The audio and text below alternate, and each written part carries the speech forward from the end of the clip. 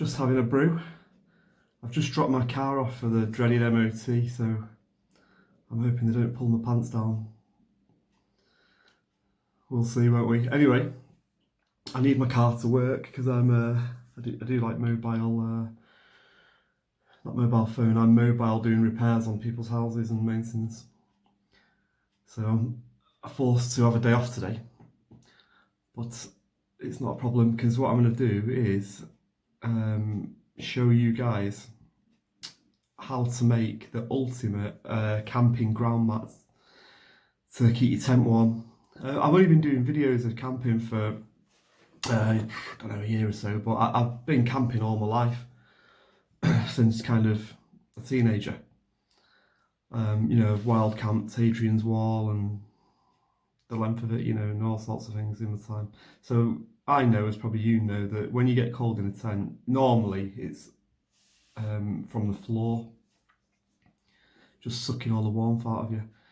Now, I'm not one of these people who likes to spend an absolute fortune on camping gear because, let's face it, it gets bashed about, it gets wet, it gets smelly, it takes ages to air out and everything like that. And I mean, I'm not saying you shouldn't do that, but I just would rather just replace it every now and again than, you know, have something I've spent hundreds of pounds on and I'm absolutely precious over.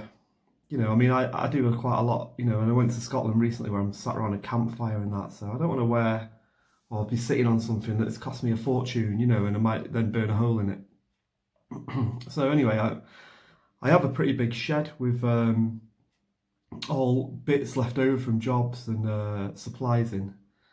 So before I did my last and my first real cold winter camp, which was on my last video, I decided like I was going to try it in this little tent, little one-man solo tent, and I decided that I needed to just come up with a sort of carpet for the tent that was going to be, you know, really bomb-proof, because I was pitching it on snow, very likely, and that is how it actually turned out.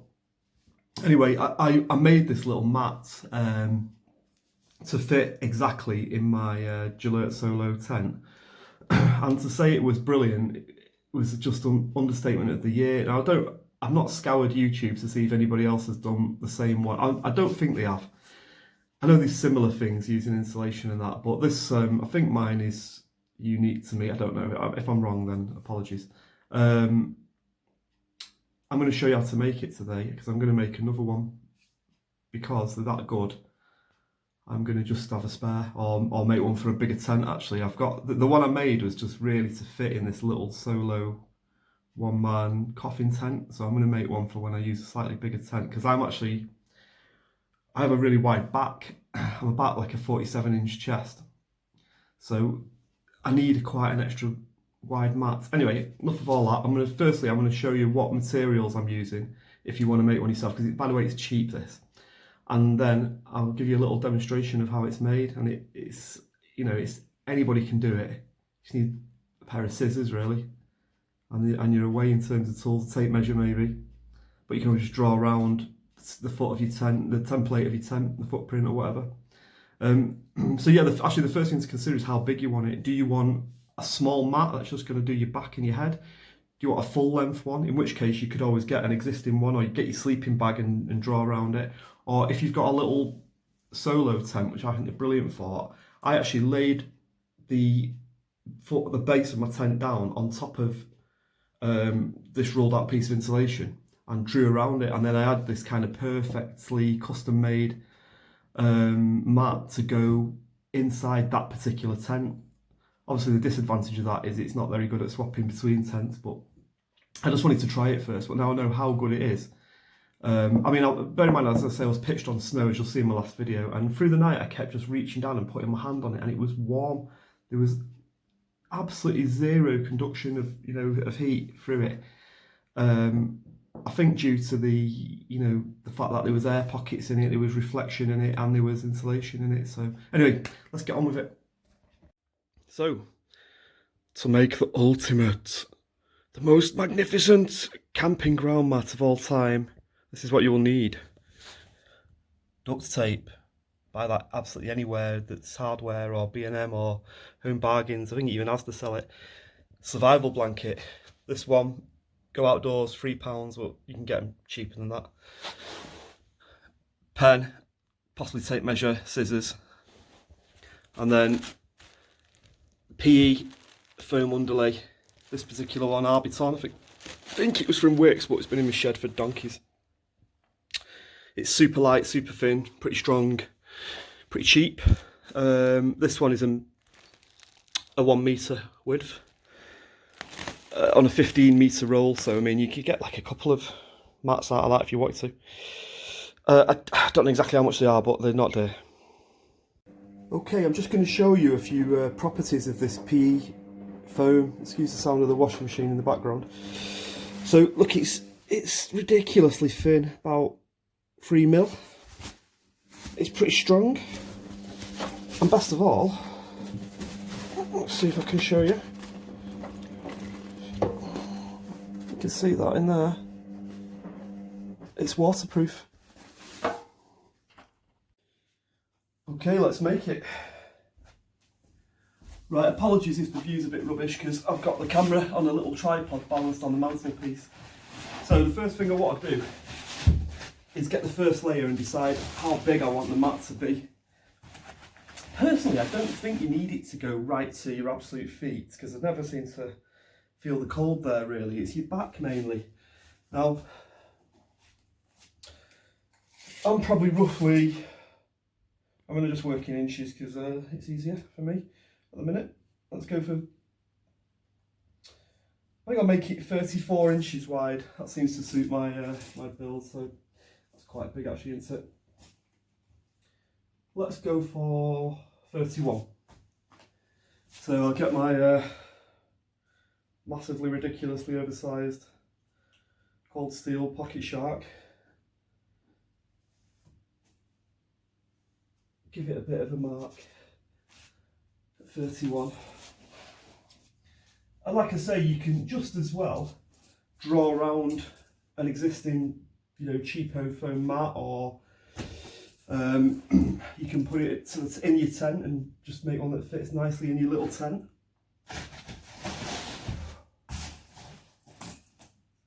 Whatever you want really. I suppose I could use a big straight edge, but I'm just going to freehand it. At the end of the day, I'm not decorating my house with it, it's just something to lie on. Now, in terms of length, I think we want to be about, let's have a look. I'm 5'10", but I'll say I'm not bothered about my feet really, so let's go for 5 foot. So let's see, because obviously it doesn't weigh anything. I mean, it's literally about the weight of a bag of crisps, but you've got to think of, like, the bulk, so you don't want to make it unnecessarily big, because why would you want to carry more bulk than you have to? Like I say, this stuff is ridiculously lightweight, as is a foil blanket. The heaviest thing on it is probably the duct tape. Okay, so you've got your first piece. Get your scissors.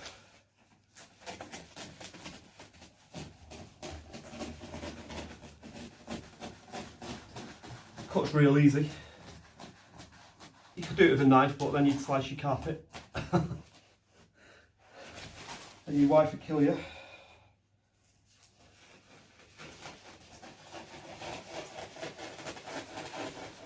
And because this stuff is under floor, underlay, under laminate flooring, it's designed to be, have weight on it, but without losing its insulative properties. It's just brilliant stuff. Okay, so that's the shape I'm going to go for. I reckon if I was to lie on that, Got a bit of room. They're never wide enough for me, these camp mats, so I've got a bit of extra width. I'm not bothered about the length so much. Then get your foil blanket. A pure foil blanket, which whoever folds these things, I presume it's done by a machine, because there's about 1 million folds in it. But they really work. That noise brings me on to another point. These foil blankets are famous for being horrible to sleep under because they rustle so much. I mean, they make a racket, but once it's incorporated into this mat, guess what? It doesn't rustle. I never heard a peep out of mine because it's trapped in there. So yeah, don't worry about rustling noises. Okay. So we want to lie it out so that it's as flat as I can get it. They are a fiddle, these things, but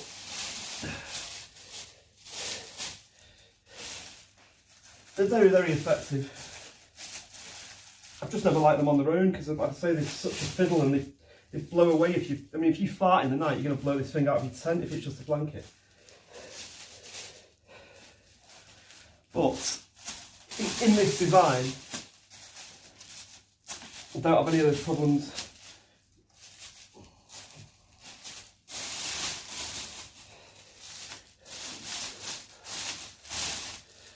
Crikey, it is a fiddly one, this one.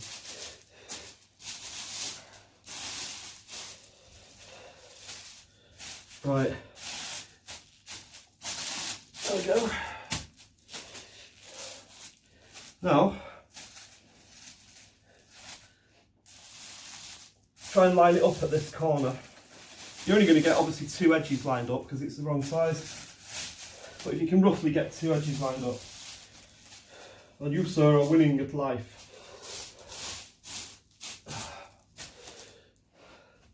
Okay. I'm glad I put matching socks on today. Right, next, you're going to get your remainder of the PE foam. Las that over the top. You do need a little bit of floor space for this, as you can see, but you can do it outside in the summer, but you're quite fine to do on the lawn. Not at the minute. My lawn's covered in snow. Okay, so this is your sandwich that you want to be making. Get it reasonably flat.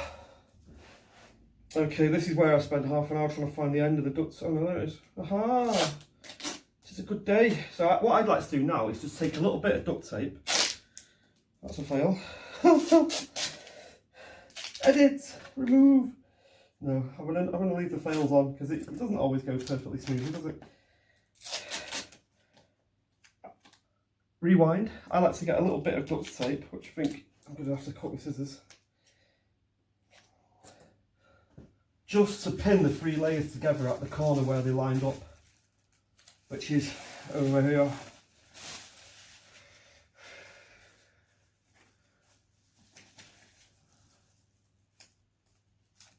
So, just like that, just to pin them together, just so they're not moving all over the place. It doesn't matter if they're not perfect because you're going to tape a big seam down it anyway. And then, if you can see this on the camera, I'm going to come over here to this corner and do something of a similar ilk. You don't want to do big pieces because you want it to be hidden, these little tabs. So something like that. Find your other corner and just give it the old, you are now held in place, subject to my will. You have to talk to it while you're doing it. Show you his boss. And then I think it's probably wise to do one at this end here so I can find the corner here underneath. Once again, a small piece.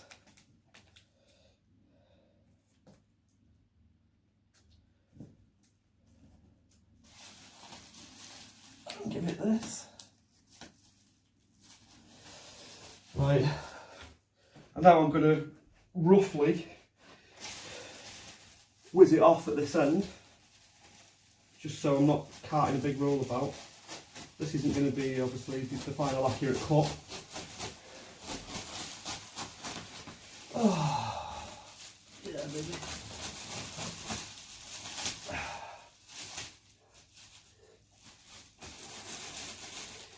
Okie doke.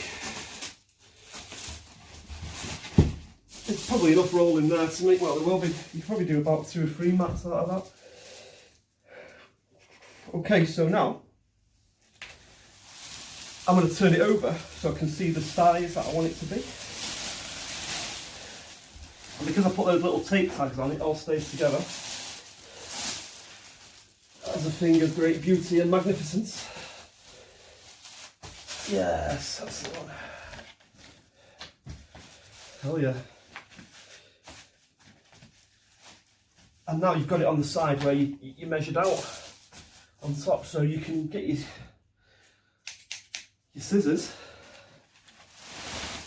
and cut it. You can tell I'm no good at wrapping presents, can't you? I'm not allowed to wrap the Christmas presents. I am allowed to buy them all though, strangely.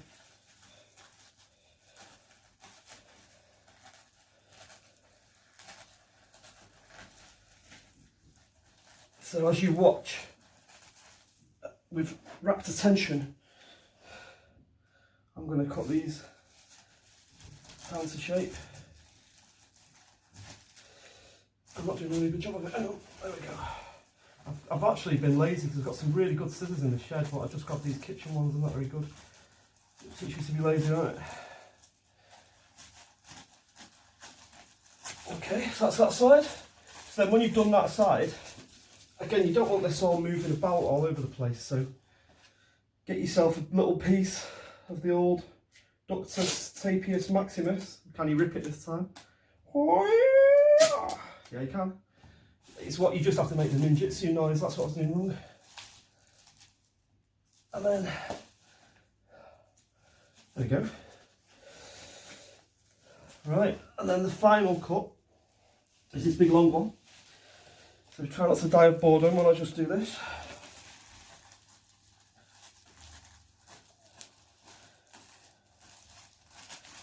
Oh, come on. Why didn't I get my good scissors? I've got some scissors that are massive, like decorating shears. They'd have just whizzed through this. They like to make my life hard. Well, I'm hoping this MOT doesn't completely bum me out today. You never know, do you? I mean, I've had MOTs where I've gone back and they've gone, which was a pass, and I've gone, what? And it was dead cheap.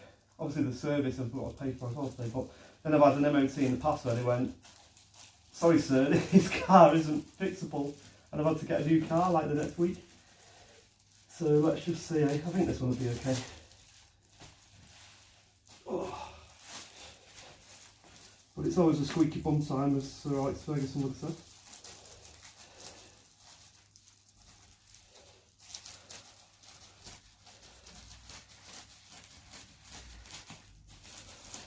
Yeah, can I recommend sharp scissors, guys?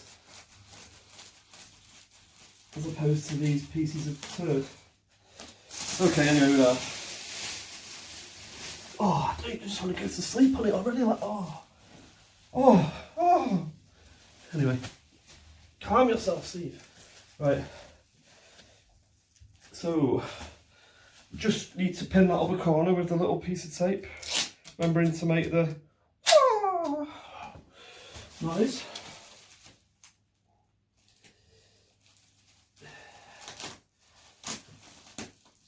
Oh, right, okay. There we go. Now, if you think you've got the skills, so you're getting a good view of my male pattern baldness, I bet yesterday. Right, if you think you've got the skills, you can do these in one long piece of tape, but I don't think I've got the skills. So I'm going to get like a manageable size. Oh, look at this tape. I shouldn't have got the cheap ass tape either, should I? Right, I just like to take a manageable section. And what you're looking to do is put it on and have it folded like that so you're getting both sides. And we'll tidy it. Don't worry if it's a little bit rough because we're going to tidy it up with some straight pieces after. So let's make a start there. Just fold it under. And that's what you're looking for all the way around. Let's cut that bit off. Right, I'll tell you what. I'm almost certain that you guys don't want to watch me do this the whole way around. So I'll do one more piece and then I'll come back to you when I've done the rest. Oh. Okay, mother lovers. So I've been all around the edges. That's a folded over piece. And now what I'm doing is just tarting it up by putting straight pieces along each side and do the other side as well, just to make it look a lot neater and a lot more sort of aesthetically pleasing, and to give this tape extra strength and make sure I've got a nice air seal inside there. I don't think it matters that much, the air seal, but it definitely helps. So yeah, I'll get back to you when that's done. And there we have it. Behold, it's so light and, you know what I mean, it just, it's pretty strong. It's ridiculously warm. Oh, it's a nice size.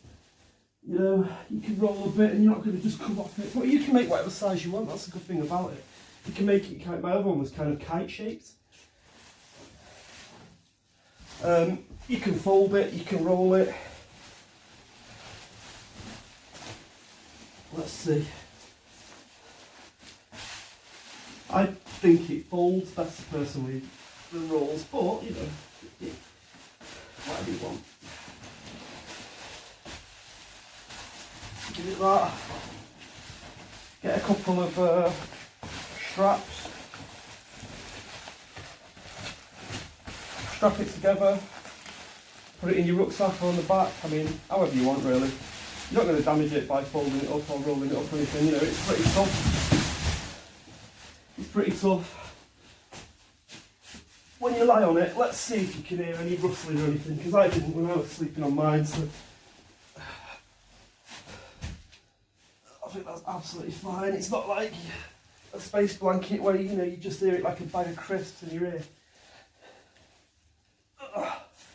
Yeah, it's good. Right, okay. I'm going to weigh it. I shall be back shortly. Okay, so I've just weighed it. 180 grams approximately, which is about the weight of a quarter of a bag of pasta, a bag of Haribo, or 2 mug shots. So those are the things I could just lay my hands on that are the same weight as it. I think that's really light. Anyway, if you do make one, let me know how you get on, and I can promise you that I had absolutely zero cold coming through mine. So now, is it better than the really expensive top of the range camping mats? I don't know, because I haven't tried one. Is it better than a £10 foam roll-up mat? Yes, it definitely is. What does it cost? Well, I suppose, say you wanted to make 2, it's probably more cost effective with the tape and everything, the foil blanket. You'd probably get 2 for 20 quid max. So about a tenner each. Do one for you, do one for your mate, whatever. Yeah, have a go and see what you think and let me know. See you next time.